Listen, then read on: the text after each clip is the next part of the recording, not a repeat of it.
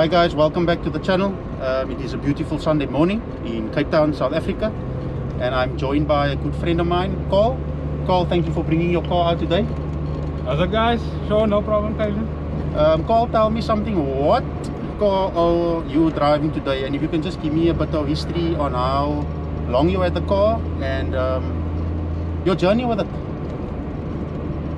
Well, the car that we are in today and the car that I'm busy driving currently now, the Ford Cortina 1972 V6 2.5, but not any Cortina though. This is a station wagon. The more rare, the one that's a bit more rare, like you said. It's a bit more rare, not much at all. Yes. So Carl, tell me, the car that we're seeing today, did you buy it like this? Or did you add your special touch to it? Well, as you see, the interior and stuff, this is pretty much how I got the car.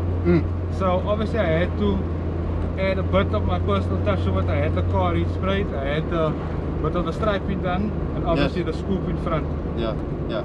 I think that scoop is very important on these Cortinas. Yes, no, it just gives it that look, and that aggressive look. So yeah, so Carl, tell me something engine-wise. The engine standard, nothing done to the engine? Engine, stock standard, nothing done to the motor, but you got a free flow exhaust on it? It's a free flow, yeah. But hopefully in the near future we can make another video. There should be something interesting under the bonnet. Carl, tell me something. I know we've known each other for a while now, and you've always been into Fords. So if you can just tell us a bit, what was your Fords? What Fords do you own prior to this Ford? Prior to this, I had the XR6 Sierra. Beautiful car, but it was a bit, although it's an old car, it was a bit too modern for me. You wanted something a bit more. I wanted something. And one would think that that is kind of old, but now you're saying you actually wanted something a bit older. A bit more older, yeah, because I mean, the XLE, the Big Six, was known as the poor man's muscle car in South Africa. Right? Yes. I mean, if you should take this car to Australia or anywhere around the world and you pop a V8, they will think it's standard, they will think it's a muscle car. Yes, yes, yes. And you also had the, was it the Fairlane? It's a Fairlane, eh? Yeah, we had a Fairlane, the Fairlane 500. Yes. That was with the 351 V8, also the 30S. Yes, yes. Beautiful car, very desirable. Yes. Carl, tell me something. The love for Fords, right? Where did this love for old Fords start? The love for Fords? Because I mean, I've been coming to you for years, and whenever I come to Carl's house, he's got friends over, and you'll just see immaculate XR6s, Ford Cortinas, Ford Capris and things like that. So where did this love for old Ford start? The love for Ford started as a kid, right? I grew up with my father having Fords. My uncle had Fords. And Yes. I mean, obviously as a kid going to Pavilion, Yes, the famous Pavilion, eh? it was Fords. If you talk Ford Cortina and Nissan Skyline, you think Pavilion, eh? Yes, no, that's the correct. scene. Or I if mean, you're sitting with your uncles and things, and you might be talking about the cars that you kind of into, even GTIs or whatever the case might be, they'll be like, no, you know what, back in the day there was no fuel injected, it was just the Ford Cortinas. We would do that whole engine over in 2 days, you know. So that was kind of the talk, man, and the lingo, you know. Reminiscing, yeah. Yes, yes. Like, you know, there was a song, I think it was Brasse van die Kamp. The Fords and the Nissans, the toys and the Yes, Beatles. yes. I mean, you still get the guys around. Yes, you do. But yeah, let's back to the Fords. Started as a kid. Yeah. I mean, why not Ford? And you were telling me about you used to watch what's that guy, Patches, eh, with the Ford Escort. Patches, yeah, he's a legend in his own, eh? Yes, I actually remember watching that car, and every time he would pull up by the line, I would be like, he would be standing used to like a newish car, and I'd be like, how can they put this car next to this thing? And he would beat him. Let me tell you, I was always amazed by that. Let me give you a bit of history, Kaelan. Going to Killarney as a kid, right, about 9, 10, 11, 12 years old. Patches was there.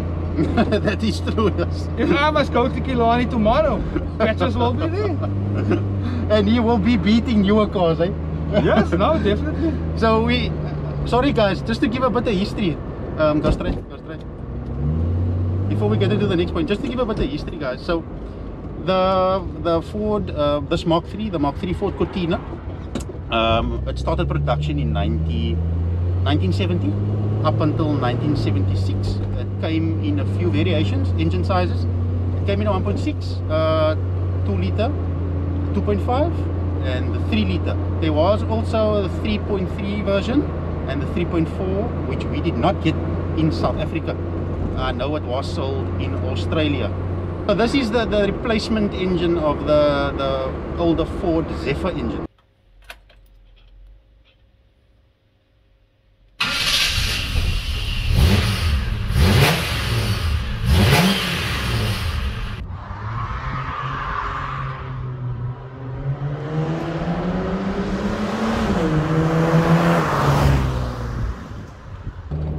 Also tell me something, in 2021, if for example, I've always loved these cars, right? These old Fords, these V6s and things like that, but I've never owned one.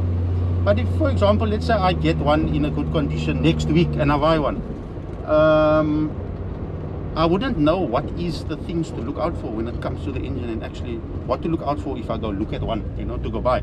So if you can maybe just give a bit of tips on what, or advice on what to look out for when going to to purchase one of these. What are the main things? I do know that overheating was kind of an issue, eh?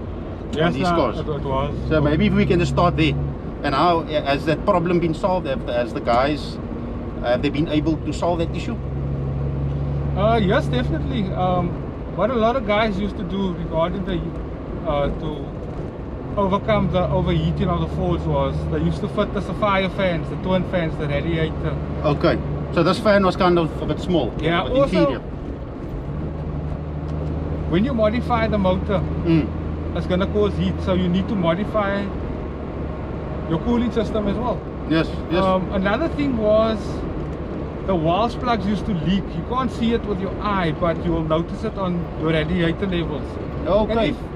I know you take it for granted, the radiator's full. Yes. Let's jump in and go. Yeah, it's full, we're ready to go. Yes. We're going to Hermanus, we're going to up the west coast. Yes, you can get right here. You know? So, and traffic, you're going to overheat. Yes. Because so we could say that these cars came out with a bit of a overheating issue. I won't say it came out, but it comes down to maintenance basically. Yeah. And obviously back then the traffic wasn't as bad as what it is today, so yeah. So it's kind of crucial that you kind of sort out that heating issue. And so that would be something to look out for, as if the car blew gaskets and things like that, and you're going to buy one, has it been sorted out properly? You know, has it been repaired properly when going to look at one? yeah, look, I mean, if you're going to go view a car, I wouldn't really say don't be too worried about the condition of the motor. But I would, first of all, I would say check out the body, check for rust. Yes. Because you'll see on a lot of old Fords, right? Even the Sierras, the Cortina, some Capris, Escorts, Yes. the heater box will be removed because over the years the heater radiator starts to leak. Okay. Water will seep down, lay on the carpet, and obviously carpet holds moisture and it will rust out your firewall and end up rusting out your floor. Okay, yes, that is a common thing that I actually heard, yes, where they rust by the firewall. Yeah. Okay, so that is the cause of the issue. So the reason why I'm saying that, I mean, obviously if the motor stuff, you're gonna negotiate on the price, which is gonna add to your advantage. Yes, yes. But anything that's mechanical can be fixed. Correct. Right? So if you got a good starting point, which is the body, because that's gonna take most of your time and I would say money. Yeah. And like you were saying, the engine's quite basic to work on. It's quite straightforward. It's a straightforward motor. It's a push-rod motor. No programmable ECUs and things like that. None of that jazz. All pure mechanical. In 2021, if I want to race a car like this, or a car that is powered by a big 6 engine, is it possible to actually compete with the newer cars out there today? Specifically talking about a 400 meter. Is it possible? Am I able to achieve very good times, like, you know, low 12 seconds and things like that with an engine like this or a car like this? I wouldn't say it's impossible. Right? This motor can do it. There's a guy up in Joburg. Right? He has a Ford Sierra. Yes. 30U motor. And he is knocking up AMGs, he's knocking up M3s.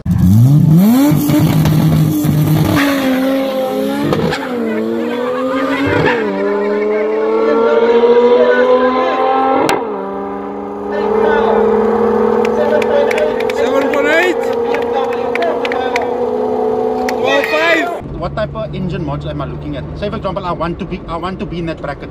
Let's say 12 seconds. What would I need to do to the engine? If money is not a factor. Money is not a factor. Well, I'll start off. Naturally aspirated, of course. Naturally aspirated. You can either go for the twin carb setup.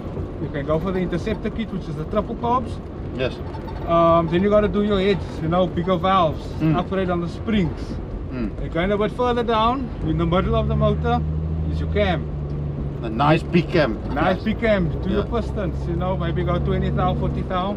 Big on the piston, stroke your crank, have a knife edge, lighten your flywheel.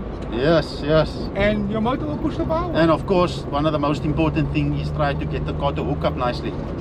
So good suspension, nice tires, etc. Look, like I was saying, you can get good times with basic mods. That guy up in Joburg running the standard 308 diff, which is just locked. Yeah.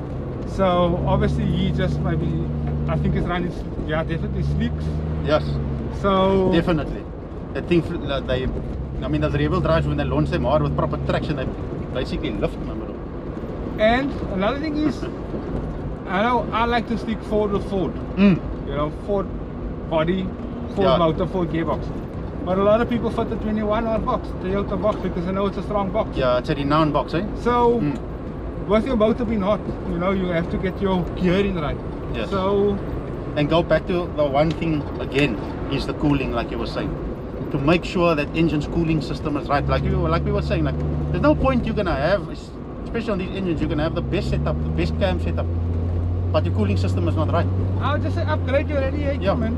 And make sure that your wash plugs is 100%. You'll be good to go. No leaks on the block. I mean, you're good to go.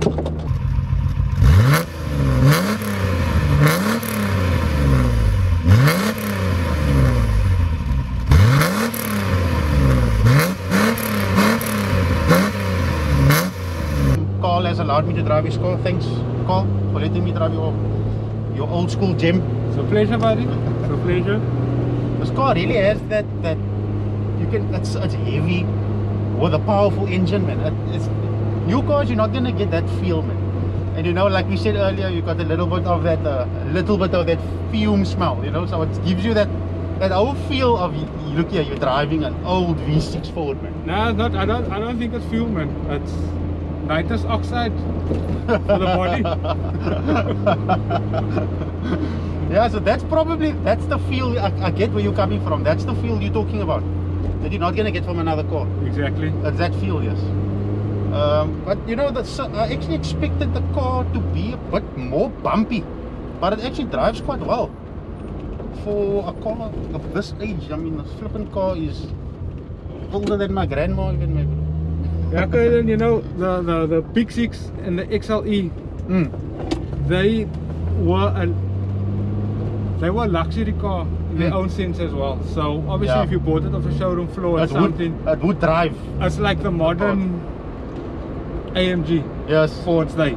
Yes. You get what I'm saying? So as far as suspension, the car, I was gonna mention that now. I did the bushes, overhauled the bushes. I did the steering rack. That's why you'll feel it still drives pretty well. It drives pretty well for the age of the car. It drives better than a lot of cars that are not this old. Exactly. And another thing is, I know we mentioned previously what you should look out for. Bushes. When you take the car for a test ride, if the car's bumpy, if you get a bit of body roll or a bit of a knocking sound, if the body is fine, yes, don't let the drive put you off, because there's a vast variety of bushes that you can get today. Okay. People is making aftermarket sets. Okay. So, and it doesn't cost an arm and a leg? No, not at all. You can, a full suspension kit, all the bushes. You can pay up to about 1,200. Not bad at all, eh? Up to about 1.5. Guys, the amount of attention that we are getting driving this car is crazy. I was doing some cinematic shots, and people literally were stopping their cars, and you could literally see their wives were telling them, drive on please.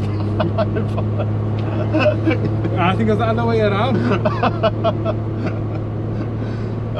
Carl, you know this mask, really, I need to really get me a better mask. Carl, so guys, this car costed plus minus 3,000 rand brand new.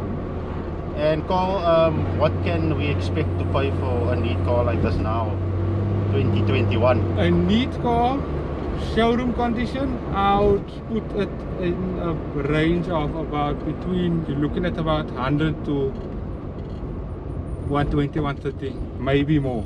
Yeah, and that's obviously cars like that is in showroom condition. That is showroom condition. Yes, yes. Or cars that were pretty well restored, you know? Correct. But I mean, if you can pick a fixer-upper for your 25,000, 30,000, or something in a maybe slightly better condition, you're looking at about 50. Yes. Yes. But I wouldn't say anything less than 25k. Because then you're probably buying like as Captain would say, a hawk. Yeah, definitely. Guys, so as we get to the end of this video, I would just like to say a very big thank you to everybody that has subscribed to the channel thus far. I recently hit 1,000 subscribers, so thank you everybody for that. I do appreciate it. And to Carl, thanks so much for allowing me to do your car on taking up your Sunday. No, it's only a pleasure. I'm glad that I could share my ancient dinosaur with you, a relic. Yeah, I'm glad I can also share my passion with you. Thanks, you know, Carl. At least you get to experience a bit of my fun and a little bit of old stuff, yes. And my hobby, yeah. So guys, let me know what you think about these old cars. If you'd like to see more of it, you can let me know in the comments below. Oh guys, before we go, I would like to thank a buddy of mine, Clinton from Xtreme Reflections. I called him up on the last minute. He was actually quite busy and he offered his time to detail the car for us for today. So Clinton, thank you. You'll also find his number below, I believe. Cool. Yes, I'll put Clinton's number in the description box below. So guys, don't forget, please like, share and subscribe. It will help the channel a lot. Until next time guys, Cheers.